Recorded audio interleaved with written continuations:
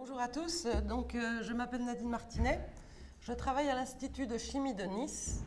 Je suis la seule biologiste qui travaille avec des chimistes. Je travaille avec Rachid Benida, spécialiste de la chimie des acides nucléiques, et avec Alain Burgère, spécialiste des nucléosides fluorescents.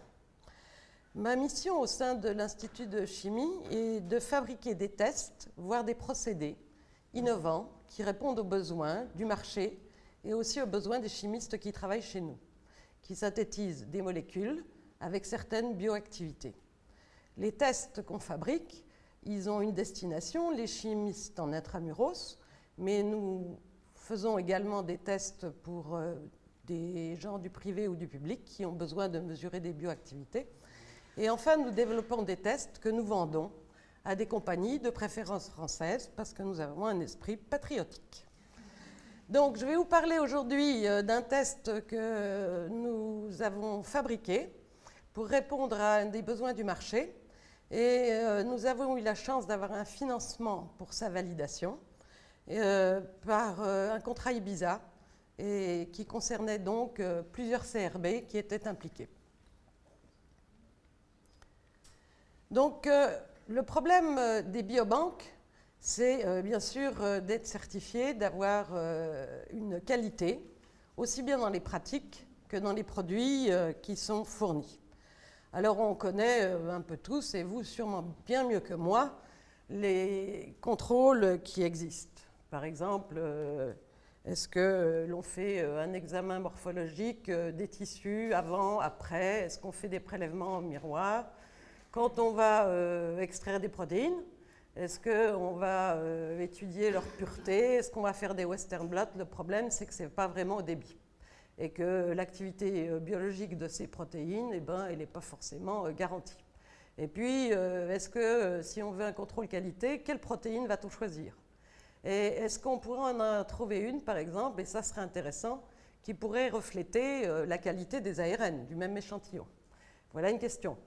En ce qui concerne les ADN et les ARN, tout le monde mesure sa concentration, sa pureté, tout le monde fait des OD, tout le monde fait des analyses en électrophorèse, mais quelle est la signification de ces mesures?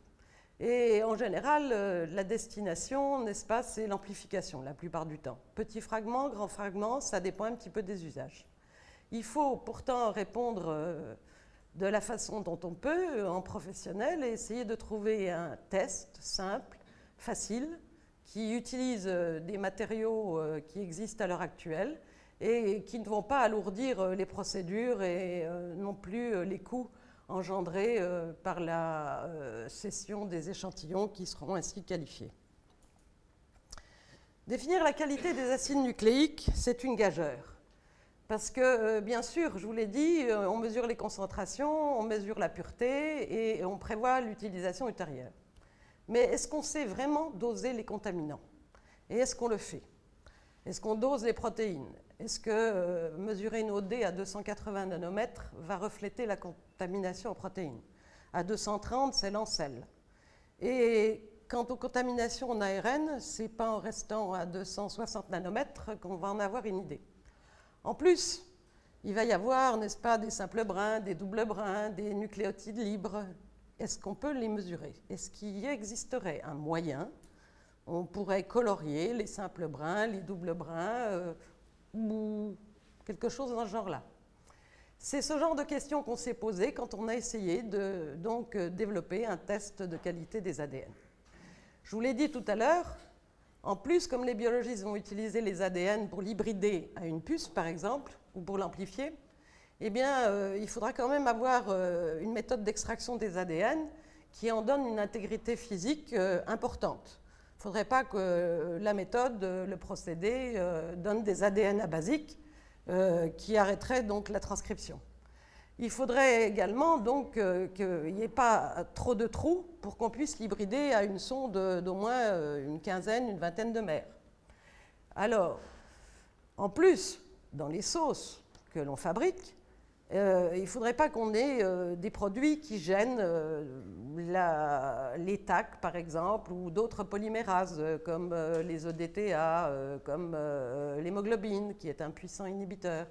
Et dans certains cas, nous avons des demandes très particulières. Par exemple, moi, je dose la 5-méthylcytosine, je dose la 5-hydroxyméthylcytosine, et donc je dois avoir des ADN sans ARN du tout, parce que sinon j'ai des résultats faux. Et donc, il va falloir que je fasse une préparation d'ADN nickel-chrome. Alors, à ces éléments communs, vous le savez tous, l'usage qui peut être fait des ARN, eh bien, vous allez avoir des sels d'ammonium, par exemple, qui vont gêner les rétroconversions. Les biologistes qui travaillent sur l'ADN ancien vous diront qu'en plus, il y a des ADN qui sont mieux conservés les uns que les autres, et quand on fait un dosage de pureté, eh bien, on dose le global, l'ADN mitochondrial et l'ADN génomique ADN, non mitochondrial. Est-ce qu'il y aurait un moyen de doser l'ADN mitochondrial et de le reconnaître? Donc, c'est ce genre de questions, ce genre d'interrogations que l'on se pose quand on veut faire un test innovant. Alors, on part toujours, n'est-ce pas, quand on travaille avec des chimistes qui vous obligent à réfléchir en prenant le coin du Rubik's Cube un peu différemment, on travaille avec l'idée que la plupart du temps, quand on extrait de l'ADN, eh ben, il a cette forme. Ce n'est pas toujours le cas. Il existe plein de structurations de l'ADN, mais l'ADN natif, après précipitation phénylchloroforme, il a cette forme dite forme B. Et vous avez donc une définition de ce qu'on appelle le petit sillon et le grand sillon de l'ADN. Ça a son importance parce que si on regarde les appariements des bases, vous allez avoir donc par exemple des fluorophores qui peuvent se coller ici sur le plateau des bases, s'intercaler là, ou plutôt qui vont aller par là. Et on voit ici dans les appariements de Watson-Crick que si on a une paire AT, eh bien, on n'a pas tout à fait les mêmes groupes chimiques qui sont libres et disponibles pour fixer un fluorophore. Et dans cette paire-là, c'est encore une autre chimie. Donc, ça va être difficile de trouver, comment dirais-je, un colorant universel. Alors, qu'est-ce qu'on connaît comme liaison de l'ADN? On en connaît beaucoup. Elles sont surtout étudiées par des gens qui font maintenant de la spectrométrie de masse, de l'HPLC, des méthodes analytiques très très sophistiquées. Et on sait que toutes ces lésions vont entraîner des perturbations qui vont être gênantes pour le biologiste qui veut travailler avec des ADN. Par exemple, les liaisons covalentes ADN-ADN, ça existe. Les liaisons de l'ADN avec des protéines qui vont donner des blocages de polymérase. La polymérase ne va pas pouvoir s'accrocher très loin et elle va s'arrêter. Et donc, on va faire de la synthèse d'amplis concours qui seront faux quelque part. On sait également qu'on peut avoir des cassures, ici, des simples brins, des monocassures, ou bien alors carrément des doubles brins par oxydation, du squelette phosphate essentiellement. Donc, quand on a une sauce d'ADN, quand on a fait une extraction d'ADN, eh bien, on a de tout ça. On a des petits bouts de nucléotides, on a des cassures, simples brins, doubles brins, et on n'a pas de moyen de les voir vraiment. Par contre, ce que l'on sait, c'est que si on applique des méthodes simples, on peut considérablement ralentir la dégradation de l'ADN. Il faut se mettre à basse température, il faut essayer de faire un pH neutre et de se mettre dans une solution qui est chimiquement inactive pour pas qu'elle perturbe ici les liaisons et entraîne des oxydations. Bien sûr, il ne faut pas de micro-organismes, bien sûr, il faut se mettre en milieu anaérobie, si on veut conserver, c'est ça le mieux. Conserver ses ADN sous vide, c'est pas cher et ça rapporte gros. Et il faut, en gros, réduire les risques d'hydrolyse et d'oxydation. Tout ça, c'est des conseils. Et donc, on peut les résumer comme ça. Dans une solution d'ADN donnée, combien y a-t-il de simples et de doubles brins? Combien de nucléotides libres? Et encore combien d'ARN? Alors, la réponse qui est apportée, c'est que lorsque l'on fait une absorption, une mesure par absorption des UV émis par une lampe à deutérium, les UV sont absorbés par toutes les bases qui constituent la chaîne de l'ADN. par les simples, par les doubles brins et par les nucléotides. Et à cause du phénomène d'hyperchromicité de l'ADN, chaque nucléotide libre absorbe plus d'UV que quand il est lié dans une chaîne. Donc, les mesures d'absorbance sont fausses. Elles ne représentent pas ce que vous avez de double brin d'ADN. Voilà, et c'est la même chose pour l'ARN. Et si l'ARN est super enroulé ou plié, la température, tout ça, ça joue. Plus, en quelque sorte, il sera compacté, l'ADN, plus ce sera difficile qu'il absorbe des UV. Est-ce que lier un fluorophore améliore l'usage? On vous vend des fluorophores dont on vous dit qu'ils sont spécifiques du simple brin, spécifiques du double brin. Eh bien, quand vous demandez aux chimistes, c'est impossible. Je vous ai montré tout à l'heure les bases AT et les bases CG, et je vous ai montré les groupes chimiques qui étaient disponibles pour une complexion. Solution d'ADN, quand elle est dans l'eau, un ADN, c'est un polyanion. Et ce qui va se lier le mieux, c'est un polycation. Et les polycations que vous connaissez le mieux, c'est le cybergreen. Et le cybergreen, il fluoresce sur du simple brin et sur du double brin aussi. Mais un peu plus sur le double brin, c'est un problème de chimie. Quand on va de la même façon aborder la question en se disant, bon ben alors, si je ne sais pas chimiquement marquer le simple brin, le double brin, peut-être que si je fais migrer une source d'ADN, je vais voir. Les ADN petits brins, ils vont migrer plus loin puisqu'ils sont plus petits. Les nucléotides, on ne les verra pas, ils ne rentrent même pas dans le gel. Ou bien, hein. Eh bien, ce que l'on sait depuis longtemps, c'est que dans un gène d'agarose classique, les simples brins d'ADN migrent de façon erratique. C'est-à-dire que les simples brins migrent comme des doubles brins de haut poids moléculaire. Et les petits fragments, par contre, on peut les mettre en évidence. Donc, il n'y a pas de solution vraie, qu'elle soit physique ou qu'elle soit par un examen physique, par un examen en UV, par un examen en fluorescence, et on pourra le démontrer tout à l'heure, on va le voir. C'est la raison pour laquelle nous, on a décidé de développer DNACAL. Qu'est-ce que c'est DNACAL? DNACAL, c'est une méthode que l'on a mis au point. On a mis au point une méthode de qPCR très simple qui permet de mesurer le nombre de copies génomiques de n'importe quel gène cible. Pourquoi on peut faire ça? Parce qu'en fait, on fait une PCR duplex avec un gène calibreur, et c'est là où est le secret, c'était trouver un gène calibreur, c'est-à-dire un gène du génome humain qui soit stable, jamais délété, jamais amplifié, et qui soit jamais l'objet de SNP, et qui soit bien sûr brevetable. Eh bien, en examinant 3000 CGH, 10 000 SNP, analyse de SNP, on a trouvé une région du génome sur le chromosome 6 qui est très stable. Et on l'a validé avec environ 15 000 PCR sur des sujets différents. Et c'est notre calibreur. Ce calibreur, on l'a marqué avec une sonde Tachman et rouge, en Texas Red. Et puis le gène cible, eh bien, on met une deuxième sonde, Tachman, duplex, qui marche en même temps. Il faut que le duplex soit exquis, qu'il n'y ait pas d'hybridation ni d'une sonde avec l'autre, qu'il n'y ait pas non plus d'hybridation avec les amorces. Et il faut que le gène cible, bien sûr, soit en nombre de copies, 1 aussi. Et d'ailleurs, quand on fait le CT, parce que finalement c'est ça qu'on voit, on mesure la fluorescence, et on mesure la fluorescence à partir du moment où elle sort, et il faut qu'on ait autant de fluorescence rouge que de jaune. Pourquoi prendre des fluorophores, ceux-là? Ah ben ça, les chimistes vous disent, si vous prenez la fluorescine, vous aurez un signal énorme. Mais la deuxième sonde, elle va avoir un rendement quantique bien inférieur, et quand vous allez faire des rapports, eh bien vous allez avoir une gamme très très longue, et donc vous ne verrez pas des petites différences. Et c'est la raison pour laquelle on a pris des fluorophores qui sont très proches l'un de l'autre, qui nous permettent d'avoir une sensibilité extrême.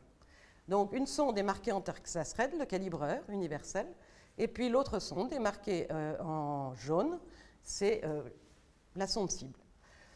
On aurait pu faire le génome entier, on sait faire, mais on n'avait pas l'argent. Donc il fallait trouver des applications industrielles, parce que c'est comme ça qu'on vend. Et à chaque application industrielle, on vend une licence. Donc cette application industrielle-là, c'est l'application contrôle qualité des ADN. Mais comment ça? Eh bien, dans un tube qui contient 50 nanogrammes d'ADN, A, et un tube B, eh bien, la quantité d'ADN que je mesure par DNACAL, elle est fonction de la quantité d'ADN matriciel intact, qui sera reconnue donc, par les amorces amplifiables. Et donc, a priori, le test devrait marcher.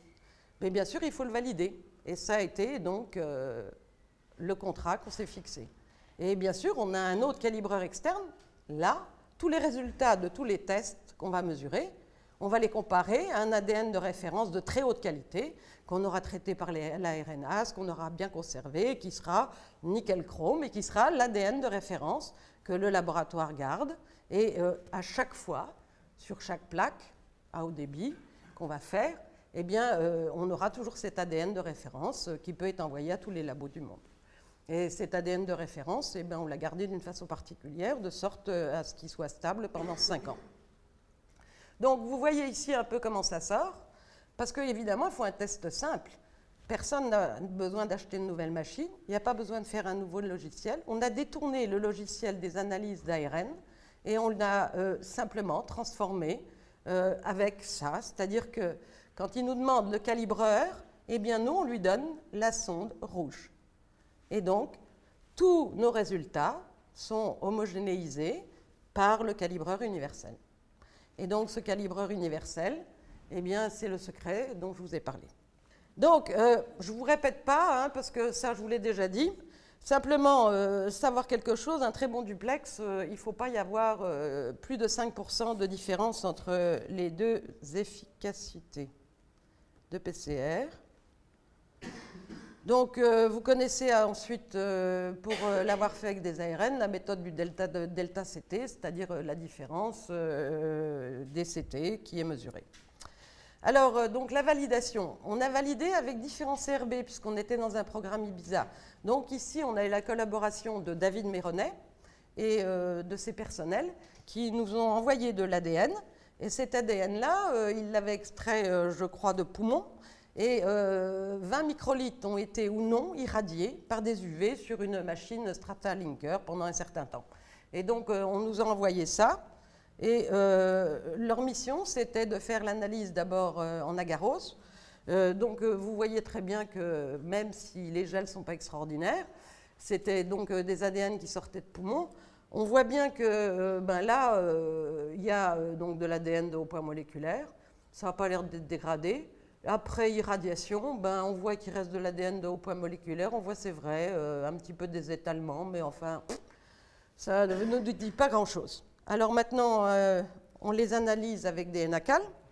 Donc vous avez à chaque fois à parier avant irradiation, après irradiation. Avant irradiation, après irradiation. Et donc là, vous avez toute la série, je ne sais plus combien on avait, une soixantaine qui ont été faits. Et puis ici, vous aviez les standards, ces ADN standards. Et donc, on a mesuré tout ça. Et donc, il est indéniable que les lésions induites par les UV entraînent une dégradation de l'ADN qui fait que donc, il y a moins d'ADN matriciel et donc les sondes ne peuvent pas amplifier ni le calibreur ni le gène cible. Alors, est-ce que ça, c'était une version homme que l'on avait faite. On nous a demandé ensuite, est-ce que vous pourriez nous faire une version souris du test? Parce qu'il y a des gens qui utilisent beaucoup des souris et qui ont besoin de savoir si l'ADN de leur souris est bon. Et donc là, c'est avec le CRB de Saint-Louis, chez Anne Janin et ses personnels, que nous avons fait cette expérience. Donc, de quoi s'agissait-il? On a pris, je crois, des queues de souris, et on les a lyophilisés. Et on a ensuite gardé ces échantillons de tissus lyophilisés pendant un certain temps. Et on a extrait des ADN, alors soit avant toute lyophilisation, soit après 24 heures, une semaine, 1 mois et 3 mois. Et à côté, on avait ce standard de bel ADN ABC. Et donc, vous voyez très bien que, a priori, par électrophorèse en gel d'agarose, on ne voit pas tellement bien que la lyophilisation ait fait quelque chose à l'ADN. Alors là, c'est pas du tout pareil. Avec DNACAL, on s'aperçoit qu'effectivement, ici, là, pour le premier, vous avez donc l'ADN, la qualité de l'ADN, qui est égale à 1, puisque c'est l'ADN qui sort du tissu frais. Là, vous avez les ADN qui sont extraits après des temps variables où les tissus sont restés lyophilisés. Et en gros, il y a environ une destruction de 65% des ADN matriciels. Donc, la version souris marche bien et prouve donc que ce DNACAL peut être utilisé en qualité. Ensuite, on a en France une société qui s'appelle Imagen, que tous les CRB connaissent, et qui a mis au point un procédé de conservation de longue durée des ADN, qui est le procédé où on dessèche sous vide les ADN. Ce n'est pas une lyophilisation, hein. Dessèche l'ADN et on l'encapsule sous vide. Donc, encapsulé sous vide, il est à l'abri de l'air et de l'oxygène de l'air qui peuvent oxyder les bases. Il est également à l'abri de rayonnements ultraviolets qui abîment l'ADN. Et puis, comme il est desséché, il n'y a pas d'hydrolyse supplémentaire. Et cet ADN-là, on peut de manière artificielle le vieillir. Si on le fait chauffer dans un four à 76 degrés pendant 1 semaine, 2 semaines, 3 semaines, on peut simuler des vieillissements spontanés, comme si l'ADN avait 5 ans, 100 ans, etc. Et puis, il existe une compagnie américaine qui s'appelle GenVault, qui, elle, fait de la conservation, mais un peu différente. Ils ont au fond de leur plaque un produit qui est secret, mais je peux vous dire que c'est du tréhalose, et ils mettent c'est connu, tous les anapathes vous le diront, hier on nous l'a dit, beaucoup de gens, vous mettez du sucre, ça garde mieux les tissus. Eh bien, pour l'ADN, rajoutez du tréhalose et vous allez voir, on a une mesure. Et donc, on a comparé des ADN conservés par les deux sociétés. Donc, on a mesuré les concentrations. On a mesuré, donc, après addition d'un fluorophore, en l'occurrence, quelque chose qui s'appelle le picogreen. Et puis, on a fait des électrophorèses, et puis on a fait des NACAL, et puis on a fait également une PCR long fragment. Donc, voilà les ADN qui venaient du généton, qui nous ont été donnés. On nous a donné, donc, voilà de où ils viennent, et on savait que les 5 derniers étaient un peu dégradés. Donc, on a reçu ces ADN, et on avait reçu ces chiffres-là. Donc, on avait mesuré l'absorbance, avec les rapports pour la contamination en protéines à 280, contamination en sel à 230, et on avait également quelque chose qui avait été fait au généton par Safa Saker, une mesure en picogreen. Voilà. Donc, on a tout recommencé. On a repris les mêmes ADN, et la compagnie GenVault, ils sont venus avec nous à Nice, et on a tout remesuré. Et là, je vous montre les chiffres. Donc, on a eu des mesures de fluorescence faites chez Imagen, chez le Généton et à Nice. On peut prendre une ligne ou une autre. Vous verrez que jamais, au grand jamais, il n'y a la même valeur. Donc, les mesures de fluorescence de l'ADN sont éminemment variables en fonction de la température, en fonction du pH, en fonction du temps. Et c'est normal, c'est la relation qui existe entre les groupes actifs de l'ADN permet d'expliquer ça. Et donc, on ne peut pas faire confiance. Voici donc un petit graphe qui vous montre une récapitulation sous forme d'histogramme des mesures. Donc, vous voyez que ni au niveau de l'absorbance, personne n'a mesuré la même chose, parce que personne n'a le même appareil. Même si on calibre sa machine comme il faut, personne ne trouve les mêmes résultats. Et quand on mesure en fluo, c'est pareil, personne ne trouve les mêmes résultats. Mais ce n'est même pas dans la gamme, parce qu'il faut quand même voir les énormes différences. Là, on n'a pas fait des statistiques, parce qu'on ne fait pas des statistiques sur 20 échantillons, ça n'a pas de sens. Mais c'est quand même du simple au quadruple. Là, vous avez le gel que je vous avais montré tout à l'heure. Là, ce que nous avait dit Safa, les 5 derniers sont abîmés, dégradés. Oui, c'est vrai. C'est vrai qu'en gel d'agarose, on peut voir qu'il y a quand même des produits de dégradation, mais ceux-là aussi, il y a des petits étalements. Donc, on a utilisé donc, des NACAL Je vous rappelle ce que c'est, un test fait par une technicienne à haut débit, qui peut, on le fait sur 50 nanogrammes d'ADN, mais il marche aussi avec 5 nanogrammes. Et on peut essayer plus bas, ça marche aussi en poussant un peu la PCR. Et donc ça, c'est la comparaison des deux compagnies, des deux systèmes, GenVolt et Imagen. Et on voit conserver pendant 18 mois, dans ces conditions-là, sans chauffage du tout, on voit que c'est à peu près identique. C'est-à-dire une conservation sur des temps courts, eh bien, il n'y a pas beaucoup de différence entre les deux. À peu près 10% de mieux quand même pour Imagen. Un petit cocorico français. Par contre, la différence est bien plus flagrante quand on procède à des expériences où on va vieillir les ADN. Donc ici, vous avez une conservation d'1 mois par les deux systèmes, sans chauffage, avec à chaque fois l'ADN initial, et puis donc, après 1 mois, par le procédé en vert GenVolt, c'est-à-dire le sucre, et en rouge les valeurs d'Imagen. Là, ici, on a 1 semaine de chauffage à 76 degrés, et là, ici, on a été vraiment très très fort, on a fait 1 mois. Ça correspond à peu près à 200 ans.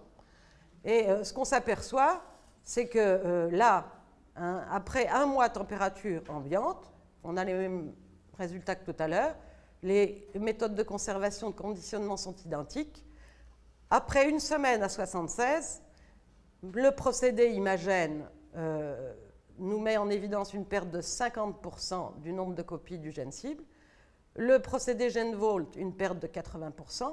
Et après 1 mois de chauffage à 76, qui est quand même drastique, eh bien, Imagen, il n'y a pas tellement de changement. Il y a une stabilité qui est identique à ce qu'il y avait avant, c'est-à-dire que l'ADN reste stable. Par contre, GenVo, on a pu amplifier à 0. Bon, je ne vous cache pas que tout ceci a fortement déplu à GenVolt. Donc là, on a confirmé d'une autre façon que ce qu'on avait trouvé, c'était vrai, c'est-à-dire qu'on a procédé à une amplification d'un grand fragment d'ADN pour prouver que l'ADN il était possible qu'il soit de bonne qualité, c'est-à-dire qu'on puisse amplifier des grands fragments. Donc c'est un fragment de 8,3 kilobases, et donc à chaque fois, on a comparé l'ADN initial, c'est-à-dire sans conservation, sans conditionnement. Là, c'est conditionné par le procédé Imagen, ensuite GenVolt, et stocké 1 mois à température ambiante. Et puis là, c'est encore le procédé Imagen, là, le procédé GenVolt, mais là, c'est chauffé pendant 1 semaine à 76 degrés. Donc, on voit ici que seul le procédé Imagen permet d'amplifier un fragment de 8,3 kilobases. Ça, c'est sur l'ADN 0,1 et ça, c'est sur l'ADN 0,4.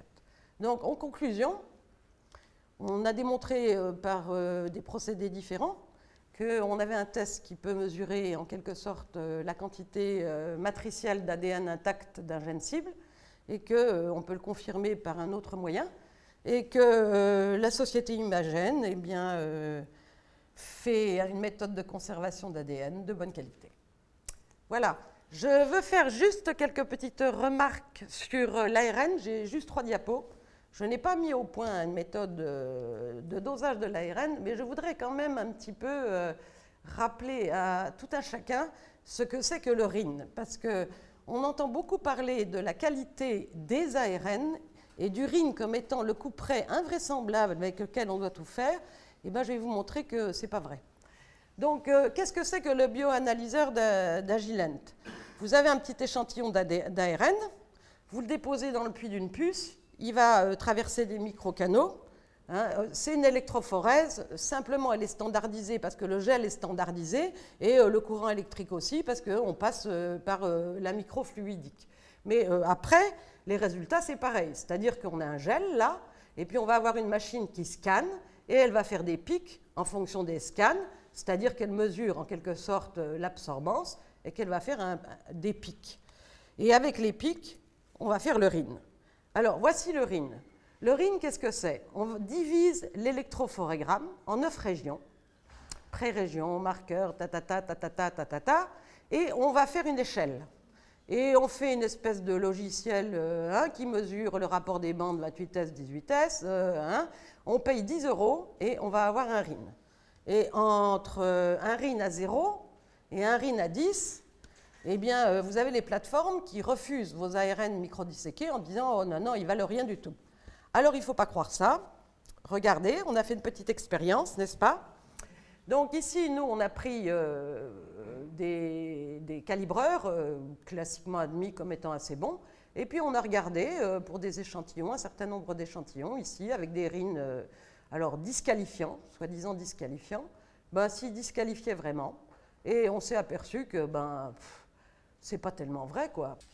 Alors ce qu'on a fait, nous, c'est qu'on voulait savoir s'il était possible, n'est-ce pas, de trouver, de regarder si l'activité GAPDH, c'est-à-dire l'activité de la protéine, le dosage de la protéine, pouvait être le reflet de l'ARN qu'on mesurait ici. Bon, on l'a fait parce qu'on se disait ce sera peut-être plus simple de doser la protéine que de doser. Eh bien, hélas, la protéine est bien plus stable que ne l'est son ARN et il n'y a pas de corrélation. On n'a pas trouvé de protéines qui soient de bonne qualité. Et donc, c'était un petit peu ma dernière diapositive.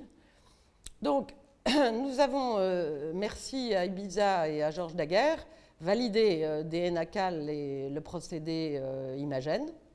Nous l'avons utilisé en contrôle qualité. Je vous rappelle qu'il s'agit d'une technologie française, d'un brevet de l'INSERM, vendu par une PME française, et qu'il faut vraiment prendre ces éléments en considération. La technologie étant générale, nous avons développé d'autres applications industrielles, en particulier une qui peut intéresser les gens qui font du muscle. On a une technologie qui permet de mesurer le nombre de copies du génome mitochondrial, qui s'appelle Mitoc, qui est vendue aussi par la compagnie. Et on a une autre application qui s'appelle Génotox, et qui est assez intéressante, qui permet d'étudier la génotoxicité, ou même qui permet de cribler des tumeurs et de regarder si elles ont été attaquées par des molécules génotoxiques. Comment on a fait ça? On a pris les 5 sites fragiles de l'ADN et on a fait des sondes de part et d'autre des cassures communes à tous les êtres humains. Donc on a 10 sondes, puisqu'il y a 5 sites, et on mesure le nombre de copies de chacun des gènes cibles qui bordent ces cassures. Et on utilise des cellules qu'on va intoxiquer pendant 3 semaines, et toutes les semaines, on prélève de l'ADN qu'on va analyser et on va mesurer le nombre de copies génomiques aux cassures chromosomiques. Et on s'aperçoit dans le temps eh bien, que certaines molécules comme l'acridine orange sont très toxiques. Et la molécule préférée de nos chimistes, on va voir par rapport à ces molécules standards si elles provoquent ou non des amplifications persistantes dans le génome. En tout cas, les doses que nous utilisons sont 1000 fois inférieures à celles qui sont utilisées par le test des comètes qui regarde le clivage de l'ADN, qui est donc le test concurrent. On a fait également un autre test qui peut intéresser les gens qui font de la cancérologie. On a fait un test qui permet de mesurer le nombre de copies génomiques de tous les gènes pour lesquels il existe des anticorps monoclonaux, donc GF1, 2, 3, 4, NMYC, CMYC, etc. Il y a 140 gènes, SMAD4. Et puis un dernier qui nous a permis de cribler des molécules qui bloquent les canaux des transporteurs ABC. Quand vous traitez par la chimiothérapie, comme l'hépatosite par exemple, vous allez avoir des amplifications géniques des gènes qui codent pour les transporteurs ABC. 3 sont bien connus, MDR, MRX, et ceux-là sont mesurés en général avec de l'histologie. Donc nous avons maintenant un test qui mesure le nombre de copies éventuellement amplifiées sur 9 transporteurs. Et ce test marche et nous a permis donc de qualifier des molécules que les chimistes ont fait. Voilà tout ce que j'avais à dire sur la question. Je vous remercie de votre attention.